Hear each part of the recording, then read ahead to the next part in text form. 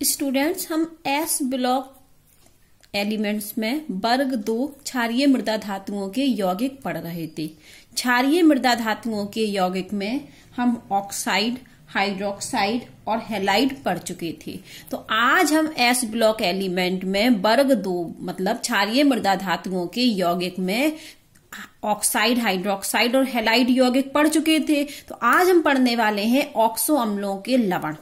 तो क्षारीय मृदा धातुएं ऑक्सो अम्लों के लवण भी बनाती हैं। जिस प्रकार से क्षारीय मृदा धातु हाइड्रोक्साइड बनाती हैं, ऑक्साइड बनाती हैं, हैलाइड बनाती हैं, उसी प्रकार से क्षारीय मृदा धातु ऑक्सो अम्लों के लवण बनाती हैं, जिनमें से कुछ प्रमुख लवण हमको पढ़ना है क्षारीय मृदा धातुओं की। तो जो ऑक्सो अम्ल के लवण बनते हैं क्षारीय मृदा धातु के, वो मुख्य लवण हमको पढ़ना है, जैसे कार्बोनेट, सल्फेट, नाइट्रेट। तो सबसे पहले हम पढ़ने वाले हैं कार्बोनेट। और ये किसका कार्बोनेट पढ़ रहे हैं हम? क्षारीय मृदा धातु के। और ये किसके अंतर्गत आते हैं? ऑक्सो अम्लों के लवण कहलाते हैं ये बेटा, ठीक है। तो आज हम पढ़ने वाले हैं क्षारीय मृदा धातुओं के कार्बोनेट के बारे में, ठीक है। फिर हम पढ़ेंगे सल्फेट के बारे में, फिर हम पढ़ेंगे नाइट्रेट के बारे में। तो क्षारीय मृदा धातु के जो कार्बोनेट होते हैं वो जल में आविलेय होते हैं। कोई भी कार्बोनेट, जैसे कि हमारी क्षारीय मृदा धातु क्या है? हमारी क्षारीय मृदा धातु कौन कौन सी हैं? सबसे पहले लिख देते हैं हम यहाँ: beryllium, magnesium, calcium, strontium, barium और रेडियम। तो रेडियम तो रेडियो एक्टिव तत्व है, जिसकी हम गणना कभी तुलना करते नहीं है यहाँ पर। तो ये हमारा क्षारीय मृदा धातु है: बेरिलियम, मैग्नीशियम, कैल्शियम, स्ट्रोंशियम और बेरियम। इनकी यदि हम कार्बोनेट की बात करें तो कार्बोनेट क्या होगा? बेरियम का BeCO3, MgCO3, ये हमारे कार्बोनेट होंगे।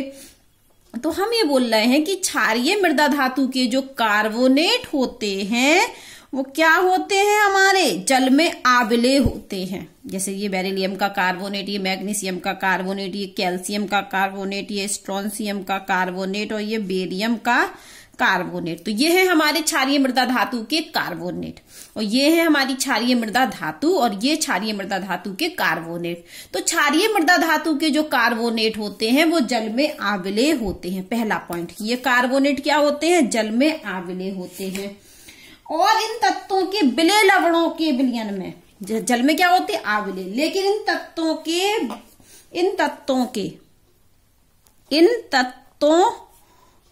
विलेय लवणों के विलयन में,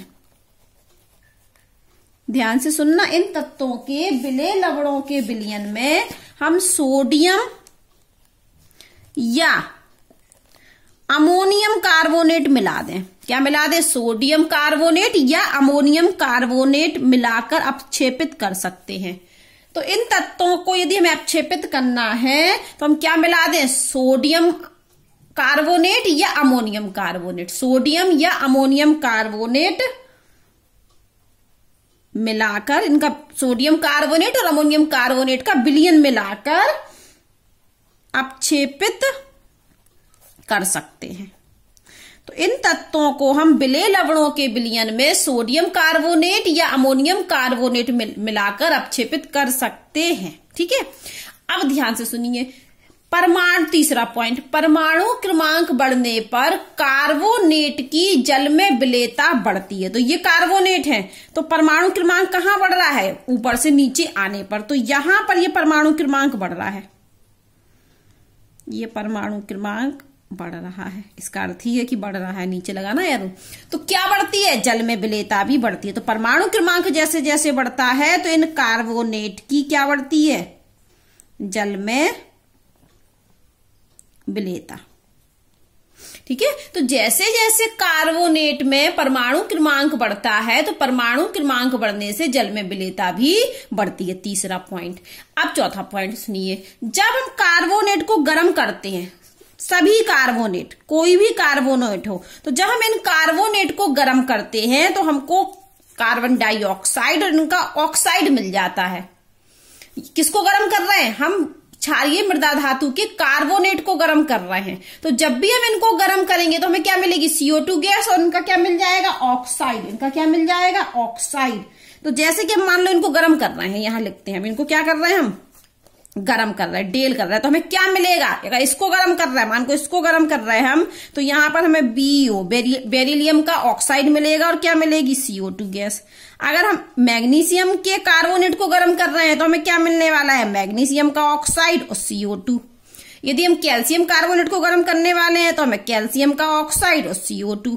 तो यहां पर हमने एक साधारण अभिक्रिया बता दी कि जब भी हम क्षारीय मृदा धातु के कार्बोनेट को गर्म करते हैं तो क्षारीय धातु का ऑक्साइड और CO2 मिलता है। देखो, सभी कार्बोनेट को गर्म करने पर कार्बन डाइऑक्साइड और ऑक्साइड मिलते हैं। ये मिल रहे हैं, ये देखिए यहां, ठीक है।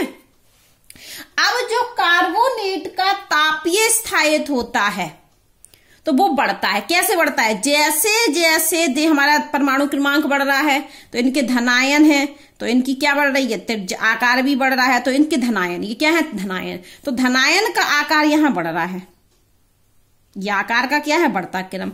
तो जैसे जैसे आकार बढ़ता है तो इनके जो कार्बोनेट होते हैं उनका क्या बढ़ता है? तापीय स्थायित्व भी बढ़ता है। क्या बढ़ता है? तापीय स्थायित्व बढ़ता है। कैसे बढ़ता है? कि कार्बोनेट का जो तापीय स्थायित्व होता है वो धनायन का आकार बढ़ने पर बढ़ता है। तो ये मान के चलो हमारा कार्बोनेट है, तो इन कार्बोनेट में जिसका धनायन बड़ा होगा उसका तापीय स्थायित्व ज्यादा होगा। मान लो हमने बेरिलियम का कार्बोनेट ले लिया और एक बेरियम का कार्बोनेट ले लिया, ठीक है। तो यहां पर इसमें कौन सा धनायन है? Be++ और यहां पर Ba++। तो किसका आकार ज्यादा है? इसका आकार ज्यादा है, इसका आकार ज्यादा है बेरियम धनायन का, बेरिलियम धनायन से। तो बेरिलियम धनायन से बेरियम का आकार ज्यादा है, इसका आकार ज्यादा है। ये आकार की तुलना हो रही है धनायन की आकार की, इसलिए बेरियम क्लोराइड का तापीय स्थायित्व क्या होगा? ज्यादा। तो यहां बेरियम क्लोराइड का तापीय स्थायित्व ज्यादा होगा। क्यों ज्यादा होगा बेरियम कार्बोनेट का बेरिलियम कार्बोनेट से तापीय स्थायित्व? क्योंकि बेरियम धनायन का आकार ज्यादा है। तो सीधी बात है कि कार्बोनेट में तापीय स्थायित्व बढ़ता है जैसे जैसे धनायन का आकार बढ़ता है। तो यहां पर हमने कुछ पॉइंट बताए कि जो क्षारीय मृदा धातु होते हैं उनके कार्बोनेट जल में आबिले होते हैं, और इन तत्वों के विलेय लवणों के विलयन में यदि हम सोडियम कार्बोनेट या अमोनियम कार्बोनेट मिला दें तो हम इनको अपक्षेपित कर सकते हैं। और जैसे जैसे परमाणु क्रमांक बढ़ता है इन कार्बोनेट की जल में विलेयता बढ़ती है। ये कार्बोनेट है, जैसे से परमाणु क्रमांक बढ़ेगा तो जल में विलेयता भी बढ़ेगी। और कोई भी कार्बोनेट होगा यदि हम उसको गर्म करेंगे तो हमें उसका ऑक्साइड और कार्बन डाइऑक्साइड मिलेगा। कोई भी कार्बोनेट होगा यदि हम इसको गर्म करेंगे तो हमें उसका ऑक्साइड और कार्बन डाइऑक्साइड मिलेगा। फिर चौथा पॉइंट हमने बताया कि कार्बोनेट में यदि धनायन का आकार बढ़ता जाएगा तो उस कार्बोनेट का तापीय स्थायित्व भी बढ़ता जाएगा। अब हम पढ़ने वाले हैं सल्फेट के बारे में। किसके बारे में? सल्फेट के बारे में। तो जो क्षारीय मृदा धातु के सल्फेट होते हैं वो श्वेत एवं ठोस होते हैं। क्षारीय मृदा धातु के सल्फेट श्वेत, सफेद एवं ठोस होते हैं। और ये जो क्षारीय मृदा धातु के सल्फेट होते हैं ये भी ताप के प्रति स्थायी होते हैं। कैसे होते हैं? ताप के प्रति स्थायी। अब हमारी बात सुनिए, हमने ये ले लिया बेरिलियम का सल्फेट, ये बेरिलियम होता है सबसे पहले, फिर क्या होता है? मैग्नीशियम क्षारीय मृदा धातु में, फिर कैल्शियम, फिर स्ट्रोंशियम और फिर बेरियम। इनकी हम सल्फेट बना दें, ये हमारी क्षारीय मृदा धातु है, हम इनके सल्फेट बना दें तो ये SO4 जोड़ दिए, बेरिलियम का सल्फेट। ये क्या है हमारा? मैग्नीशियम का सल्फेट। ये कैल्शियम का सल्फेट, ये स्ट्रोंशियम का सल्फेट, ये बेरियम का सल्फेट। तो यहां वो कह रहे हैं कि बेरिलियम से मैग्नीशियम तक, बेरिलियम और मैग्नीशियम के सल्फेट जल में विलय होते हैं, जल में शीघ्रता से विलय, शीघ्रता से विलय। ये हमारे क्षारीय मृदा धातु के सल्फेट हैं। जैसे ये क्षारीय मृदा धातु के क्या थे? कार्बोनेट, उसी प्रकार से ये क्षारीय मृदा धातु के सल्फेट हैं। और इन सल्फेट में बेरिलियम का सल्फेट और मैग्नीशियम का सल्फेट जल में शीघ्रता से विलय होता है। दोनों सल्फेट, बेरिलियम का सल्फेट और मैग्नीशियम का सल्फेट। और कैल्शियम से बेरिलियम सल्फेट तक विलयता कम होती जाती है। यहां विलयता कम। तो जैसे जैसे हम ऊपर से नीचे आते हैं कैल्शियम से बेरियम तक तो विलेयता और कम होती जाती है, जबकि बेरिलियम और मैग्नीशियम शीघ्रता से विलय होते हैं। तो सीधी बात है कि जब ऊपर से नीचे आते हैं वर्ग में तो विलेयता क्या होती है, कम होती जाती है। ये दोनों तो जल में अच्छे से विलय हो जाते हैं, बेरिलियम सल्फेट और मैग्नीशियम सल्फेट जल में विलय हो जाता है, जबकि ऊपर से नीचे आते आते विलेयता कम होती जाती है। तो कहा गया कि ये दोनों तो शीघ्रता से विलय हो जाते हैं, लेकिन कैल्शियम से जैसे हम बेरियम पर आते हैं तो कैल्शियम सल्फेट से बेरियम सल्फेट की विलेयता कम होती जाती है। अब क्यों कम होती जाती है इसको भी सुनिए। तो जैस क्यों होती जाती है, क्योंकि इनकी जो जालक इन दोनों की किसकी, ये कारण सुनिए विलेयता कम होने का कारण।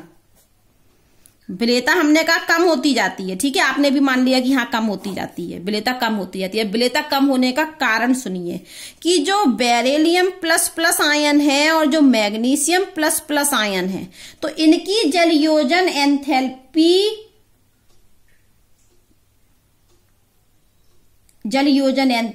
जालक एंथैल्पी की तुलना में अधिक होती है। वापस सुनिए, बेरिलियम और मैग्नीशियम धनायन की इन दोनों की जल योजन एंथैल्पी ज्यादा होती है जालक एंथैल्पी से, ठीक है। तो बेरिलियम आयन और मैग्नीशियम आयन की जल योजन एंथैल्पी का मान ज्यादा होता है जालक एंथैल्पी